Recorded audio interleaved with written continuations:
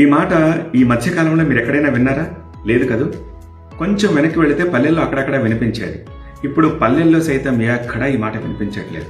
పైపెచ్చు ఇళ్లల్లో చిన్నపిల్లలు పొరపాటున ఈ మాట ఉచ్చరిస్తే పెద్దలు ఇదేదో దారిద్ర్యానికి సంబంధించిన అంశంలాగా కోప్పడేవారు, అలా అనద్దు అనేవారు.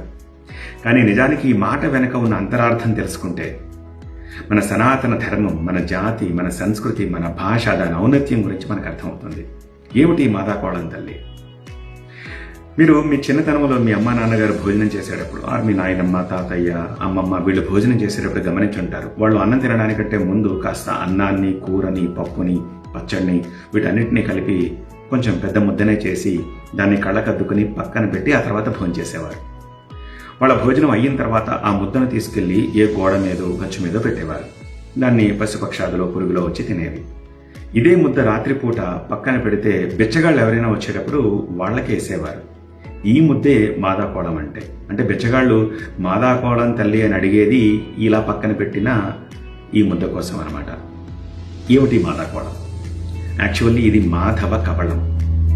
మా అంటే లక్ష్మీదేవి, ధవుడు అంటే భర్త, అంటే లక్ష్మీదేవి యొక్క భర్త శ్రీ మహావిష్ణువు. ఆయనకి నైవేద్యంగా మనం పక్కన పెట్టిన ఆ కబళాన్ని, ఉత్త అన్నం కబళం కాదు, అన్నంతో పాటు కూర, పప్పు, పచ్చడి అన్నీ కలుపుతాం కాబట్టి దాన్ని కబళం అంటారు. ఆ కబళాన్ని నాకు వెయ్యి తల్లి, నేను కడుపు నింపుకుంటాను అంటాడు. బిచ్చగాడికి అతిథికి పెట్టినట్టుగా కడుపు నిండా పెట్టరు కదా ఎవరు.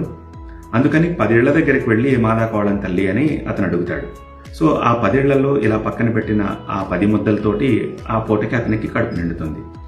అజ్ఞానులు కాబట్టి మాధవ కబళం అనలేక మాదాకోళం తల్లి, మాదాకాలం తల్లి అని చెప్పి పలుకుతూ ఉంటారనమాట. అలా వచ్చింది ఈ మాదాకోళం తల్లి అన్నది. సో ఇదేదో దారిద్ర్యానికి సంబంధించిన అంశం కాదు, నిజానికి చాలా పవిత్రమైన మాట. ఇప్పుడు ఎవరైనా అసలు ఇలా చేస్తున్నారా? ఓకే, కేశవ కబళం అనొచ్చుగా, మాధవ కబళం అనే ఎందుకు అనాలి? కేశవుడన్నా శ్రీ మహావిష్ణువేగా. ఎందుకంటే చూడండి ఈ మాట వెనకాల సైన్స్. మధువు, తేనె సేకరిస్తాయి తేనెటీగలు, వివిధ పూల నుంచి సేకరిస్తాయి. ఆ మధువుని తేనెగా ఓ చోట చేరుస్తాయి. అలాగే సో అలా చేసే క్రమంలో ఆ తేనెటీగల్ని మాధుకరులు అంటారు. అలాగే బిచ్చగాళ్ళు కూడా 10 ఇళ్లకెళ్ళి సేకరించి ఒక చోట చేర్చి తింటారు కాబట్టి దీన్ని మాధుకర వృత్తి కూడా అని అంటూ ఉంటుంటారు అనమాట. అలా కూడా ఆ మాధుకర కబళం అని చెప్పేసి అని అంటారు, మాధవ కబళం కూడా అంటూ ఉంటారు. అలా వచ్చింది ఈ మాట.